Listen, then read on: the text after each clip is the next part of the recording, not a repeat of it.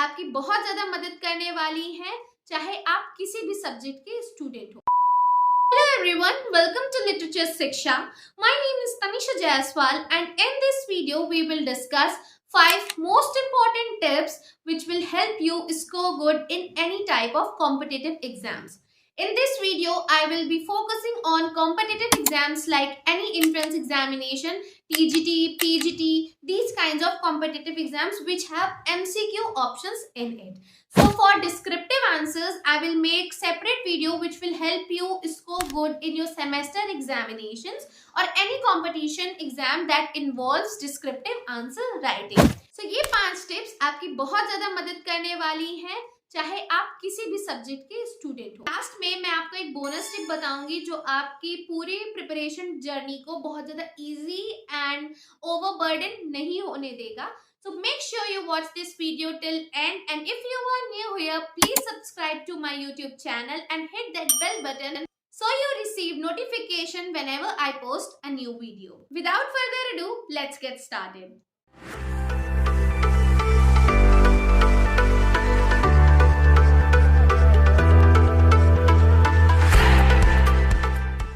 तो पहला जो इम्पोर्टेंट पॉइंट है दैट इज रिसर्च। आप किसी भी एग्जाम की तैयारी कर रहे हो, अगर आप फर्स्ट टाइम उसको देने जा रहे हैं तो उसके लिए आपको रिसर्च थोड़ी सी करनी पड़ेगी ताकि आपकी जो स्टडी स्ट्रैटेजी है वो अच्छे से फॉर्म हो सके।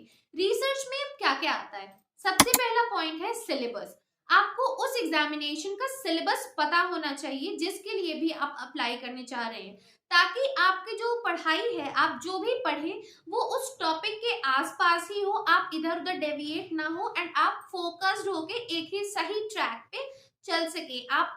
वरना क्या होगा ना कि आप बहुत सारी अलग अलग चीजें पढ़ सकेंगे अपने हिसाब से, वो चीज फिर आपको कंफ्यूजन भी क्रिएट कर देगा और आपकी जो पढ़ने की रेंज है ना वो बहुत ज्यादा हो जाएगी, वो बहुत ज्यादा क्योस क्रिएट कर सकेगा। सो रिसर्च में ही दूसरा इंपॉर्टेंट पॉइंट क्या है, वो है बुक्स। आपको क्या करना है, बेस्ट सूटेड बुक्स देखनी है जिस भी एग्जामिनेशन के लिए आप तैयारी कर रहे हैं।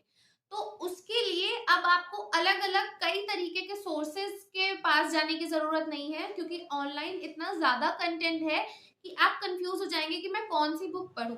आप कोई भी एक या दो एजुकेटर्स के सजेशन मान ले, या आप अपने प्रोफेसर से कंसल्ट कर सकते हैं, अपने किसी भी सीनियर से कंसल्ट कर सकते हैं। ये सब आपको बेस्ट सजेशंस देंगे, बेस्ट एडवाइस देंगे। अगर आप बहुत सारी वीडियोस देखेंगे, बहुत सारा गाइडलाइन सबसे मांगेंगे तो वो एट लास्ट आपको कंफ्यूज कर देगा। इंपॉर्टेंट बात है कि आप सबकी अच्छे से सुन लीजिए एंड फिर वो चीजें फॉलो करिए जो आपको लगता है कि नहीं हाँ ये चीज ठीक है। तो एक ही दो लोगों को कंसल्ट करिए, ज्यादा लोगों को मत कंसल्ट करिए एंड उसके बाद अपने हिसाब से, अपने फ्लो के हिसाब से अपना स्ट्रैटेजी तैयार करिए। तो पहले पॉइंट में हम लोगों ने कवर कर लिया है सिलेबस, बुक्स और स्ट्रैटेजी। ध्यान रखिएगा जब आप कोई भी स्ट्रैटेजी बनाए वो ऐसी बनाए कि आपको एक हफ्ते में, एक दो दिन में एग्जॉस्ट ना कर दे। ऐसी बनाइएगा लंबे समय तक आप चला सके, वरना आप एक दो दिन में इतना ज्यादा अपने आप को बर्न आउट कर लेंगे कि आप लास्ट तक उसको पढ़ेंगे नहीं। सेकेंड जो हमारा बहुत जरूरी पॉइंट है वो है एग्जामिनेशन पैटर्न। जैसे कि मैंने वीडियो की स्टार्टिंग में कहा कि हम लोग इस वीडियो में एमसीक्यू पैटर्न पे डिस्कस करने वाले हैं। तो जब हमें पता है कि हमारे एग्जाम का पैटर्न एमसीक्यू है तो हमारी स्टडी का जो अप्रोच है वो वही होना चाहिए, हमारा पढ़ाई की तरफ जो अप्रोच है वो वही होना चाहिए, बिकॉज यहाँ पे हमारा जो ऑब्जेक्टिव है वो है एग्जामिनेशन को क्लियर करना। इसको सही करने के लिए आप क्या कर सकते हैं, जिस भी एग्जाम की तैयारी कर रहे हैं उसकी प्रीवियस ईयर क्वेश्चन पेपर्स देख लीजिए। उसकी प्रीवियस ईयर क्वेश्चन पेपर से आपको अंदाजा मिल जाएगा कि किस टॉपिक्स के अराउंड या किस तरीके से क्वेश्चन आते हैं। तो हम लोग को फोकस इन चीजों पे करना है कि किस तरीके से वो लोग क्वेश्चंस पूछते हैं। फॉर एग्जाम्पल जब हम इंग्लिश की बात करते हैं तो बहुत ज्यादा क्वेश्चंस एंट्रेंस एग्जामिनेशंस में या किसी भी एग्जामिनेशंस में क्रोनोलॉजी पे आते हैं। लाइक हायर लेवल एग्जामिनेशंस में क्रोनोलॉजी पे बहुत क्वेश्चंस आता है एंड छोटे लेवल पे भी क्रोनोलॉजी आती है पर इजी तरीके में।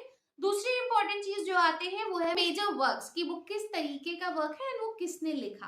तो इस तरीके से आप उसको सेवरल पार्ट्स में ब्रेक कर सकते हैं कि आपकी अप्रोच या आपका जो फोकस पॉइंट है वो क्या होना चाहिए, क्या क्या चीजें आपको मेमोराइज करनी है। इस वजह से इस चीज का बहुत इंपॉर्टेंट रोल होता है कि आपका जो पेपर है वो एमसीक्यू पैटर्न पे है या वो डिस्क्रिप्टिव पैटर्न पे है। थर्ड मोस्ट जो इम्पोर्टेंट चीज है कि अपने नोट्स बनाइए, make your own short notes. अगर आप सेल्फ स्टडी कर रहे हैं या आप किसी के गाइडेंस के थ्रू, किसी कोर्स के थ्रू पढ़ाई कर रहे हैं, उसमें भी अपने नोट्स बनाइए। अब जब आप सेल्फ स्टडी करेंगे तो आपको अंदाजा है फ्रॉम आवर सेकंड पॉइंट कि हाँ किस तरीके के क्वेश्चंस आते हैं, एंड उसके अराउंड छोटे छोटे नोट्स बनाइए।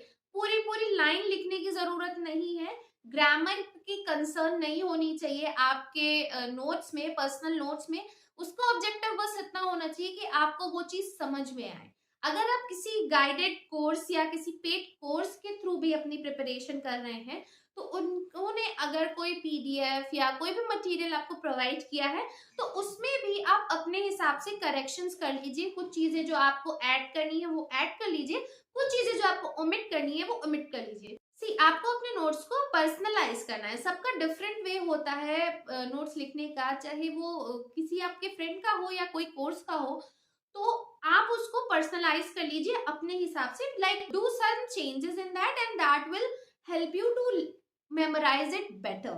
फोर्थ इंपॉर्टेंट पॉइंट है कि किसी भी कॉम्पिटिटिव एग्जाम्स में generally previous year question papers बहुत ज्यादा हेल्प करते हैं। जैसे कि लास्ट पॉइंट में मैंने आपको बताया कि आप प्रीवियस ईयर क्वेश्चन पेपर को किस तरीके से यूज करते हैं फॉर मेकिंग योर नोट्स। इस पॉइंट में मैं आपसे कह रही हूँ कि आप प्रीवियस ईयर क्वेश्चन पेपर्स और मॉडल पेपर्स को सॉल्व करिए। उससे क्या होगा, आपकी प्रैक्टिस डेवलप होगी क्वेश्चन सॉल्व करने के। इसमें जनरली दो तरीके होते हैं प्रीवियस ईयर क्वेश्चन पेपर को सॉल्व करने का। तो पहला तरीका ये होता है कि आपको एग्जाम देना है ना, आपने उस एग्जाम के लिए कुछ भी नहीं पढ़ाई की है, तो आप सबसे पहले एक क्वेश्चन पेपर उठाते हैं, सिर्फ एक, एंड उसको सॉल्व करने की कोशिश करते हैं, उसको समझने की कोशिश करते हैं। बेसिकली एक आप एनालाइज करते हैं उसको। वो चीज आपको हेल्प करेगी समझने में कि आपको किस तरीके से और कितना पढ़ने की जरूरत है।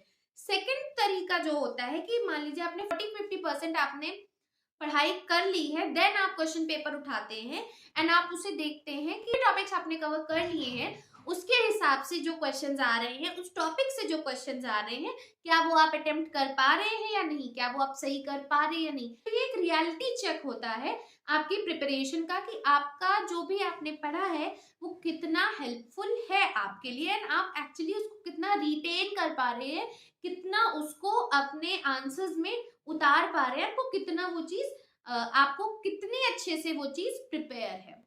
तीसरी चीज जो आप लोग क्या कर सकते हैं, मान लीजिए आपका पूरा प्रिपरेशन हो गया है या उस पर्टिकुलर टॉपिक का प्रिपरेशन हो गया है, तो आप टेस्ट सीरीज ले लीजिए, कोई भी आप उस पर टेस्ट दीजिए। एंड अगर आप टेस्ट सीरीज नहीं खरीद सकते हैं, आप नहीं खरीदना चाहते हैं, तो आप वही प्रीवियस ईयर क्वेश्चन पेपर्स उठा लीजिए और उसको टाइमली सॉल्व करिए।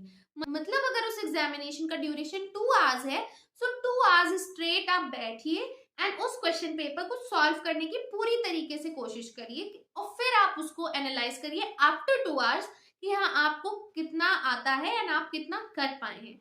ये एक तरीका है to help you enhance your performance in actual examination. So ये जो हमारा लास्ट पॉइंट है, इसमें बहुत ज्यादा बच्चे गड़बड़ कर जाते हैं एंड ये उनको एग्जामिनेशन में बहुत ज्यादा कॉस्ट करता है, वो है टाइम मैनेजमेंट। आप लोग अच्छे से टाइम नहीं मैनेज कर पाते हैं कि आपको किस टॉपिक को, किस सब्जेक्ट को ज्यादा टाइम देना है एंड कितना टाइम देना है। तो कभी कभी क्या होता है, आप 6-6 घंटे एक दिन में पढ़ जाते हैं एंड फिर नेक्स्ट डे आप बिल्कुल भी पढ़ाई नहीं करते हैं, बिकॉज लास्ट डे आपने इतना सारा पढ़ लिया होता है। या ये सेम चीज आप करते हैं एक वीक के लिए, फिर आप उसको नहीं पढ़ पाते हैं बिकॉज आपने इतना ज्यादा अपने आप को बर्न आउट कर दिया होता है कि आपका मन नहीं करता है पढ़ने का। तो एक ऐसा टाइम टेबल बनाइए, इस तरीके से अपने टाइम मैनेज करिए कि आप उसको ड्यूरेबल बना सके, उसको लॉन्ग टर्म तक चला सके। यहाँ पे जो है आप सिटिंग में भी काम कर सकते हैं, मतलब आपको 6 घंटा एक साथ पढ़ने की जरूरत नहीं है, आप 1-1, 2-2 घंटे की सिटिंग ले सकते हैं, आप 45 मिनट्स की भी सिटिंग ले सकते हैं। दूसरी चीज इसी में आप अपना प्रिफर्ड टाइम सेलेक्ट कर लीजिए। बहुत लोग होते हैं जो अर्ली मॉर्निंग पढ़ पाते हैं, बहुत लोग होते हैं जो लेट नाइट पढ़ पाते हैं। आप किस समय अपना बेस्ट कर पाते हैं ये पता करिए। अगर आपको नहीं पता है तो आप एक दिन सुबह पढ़ के देख लीजिए कि आप पढ़ पा रहे हैं नहीं पढ़ पा रहे हैं, आप फोकस कर पा रहे हैं नहीं कर पा रहे हैं। फिर एक दिन रात में पढ़ के देख लीजिए कि हाँ आप पढ़ पा रहे हैं कि आप नहीं पढ़ पा रहे हैं। फिर जब आपको लगे कि ठीक है ये मेरा बेस्ट टाइम ऑफ प्रोडक्टिविटी है, इस समय जो है मैं सबसे ज्यादा प्रोडक्टिव रहता हूँ, वो चीज को आपको अपनाना है। एक बैलेंस टाइम टेबल बनाना है पूरे दिन का, जिससे कि आप उसको लॉन्ग ड्यूरेशन में फॉलो कर सके। वरना हम लोग टाइम टेबल बनाते हैं एट मैक्स 1 वीक 15 दिन में, उसको फिर बंद करके अलग साइड में रख देते हैं। हम लोग बिल्कुल वो पढ़ाई, हमारा जो टाइम टेबल है वो चौपट हो जाता है, नहीं पढ़ पाते आप उस टाइम टेबल के हिसाब से। अब बात आती है हमारे बोनस टिप की, एंड ये कुछ ऐसा पॉइंट है जो बहुत सारे लोग निग्लेक्ट कर देते हैं। जब भी हम किसी एग्जामिनेशन की तैयारी कर रहे होते हैं, बहुत सारे लोग ऐसे होते हैं जिनको बहुत एंजाइटी होती है, या कोई कोई दिन उसी जर्नी में ऐसा आता है जहां हम लोग को कुछ समझ नहीं आता है, हम लोग को कुछ भी नहीं अंदाजा होता है। वी फील लाइक कि हाँ ये कुछ भी नहीं हो रहा है, हम जितनी भी मेहनत कर लें तो भी कुछ नहीं हो रहा है। या फिर अगर हम लोग प्रोक्रेस्टिनेट बहुत ज्यादा करते हैं तो हम लोग को लगता है कि ठीक है मैं तो दिन भर यही करता रहता हूँ या यही करती रहती हूँ, हम लोग पढ़ाई नहीं कर रही हूँ। तो बहुत ज्यादा किसी भी कारण से आपको एंजाइटी होती है, आपको ओवरवेलमिंग वाली फीलिंग आती है, आपको बहुत ज्यादा टेंशन हो जाती है, स्ट्रेस हो जाता है, उससे हमारी पढ़ाई को बहुत ज्यादा इफेक्ट होता है। तो उसके लिए आप क्या क्या कर सकते हैं, आप जर्नलिंग कर सकते हैं। आप उसको सारे इमोशंस को उठा के आप अपने जर्नल में लिख सकते हैं। आप जिससे भी कंफर्टेबल हो, फ्रेंड, फैमिली, रिलेटिव, टीचर, किसी से भी बात कर सकते हैं, अपने आप को एक्सप्रेस कर सकते हैं, अपनी प्रॉब्लम बता सकते हैं, आपका जो बर्डन है वो शेयर कर सकते हैं। तीसरी चीज, अगर आप नेचर लवर हैं तो आप नेचर से पास जाके बैठ सकते हैं शांति से, विदाउट एनी टेक्नोलॉजी। ठीक है ये बहुत ज्यादा क्लीशे या ओल्ड स्कूल आपको लग रहा होगा, बट इट एक्चुअली हेल्प्स। जब भी आपको अपना माइंड क्लियर करना हो ना, आप थोड़ी देर नेचर के पास जाके बैठ जाइए शांति में, विदाउट एनी गैजेट्स और समथिंग, एंड आपको अच्छा लगेगा। आप और क्या कर सकते हैं, आप एक्सरसाइज को अपनी डेली रूटीन में डाल सकते हैं। लाइक 15 to 20 मिनट्स की नॉर्मल एक्सरसाइज को अपनी डेली रूटीन में ऐड कर सकते हैं, बिकॉज ये स्ट्रेस कम करता है एंड बॉडी में गुड हार्मोन्स रिलीज होते हैं, तो वो आपको एक्चुअली हेल्प करते हैं। I am not a professional to talk on exercise, but हाँ ये एक जनरल सी चीज है जो हेल्प करती है। तो आप कुछ भी इजी मूवमेंट्स इंक्लूड कर सकते हैं, जैसा भी आपकी हेल्थ को सूट करे उस हिसाब से।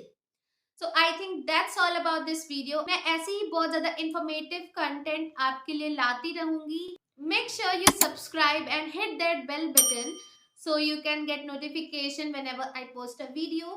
Show your support to this channel. Your support means a lot and it helps me to keep continuing. मैं ऐसे ही अच्छा अच्छा कंटेंट बनाती रहूं। If you have any query, any problem, make sure you comment down below, and you can also follow Literature Shiksha on Instagram and Facebook. So that's all about this video. Thank you for watching. Take care.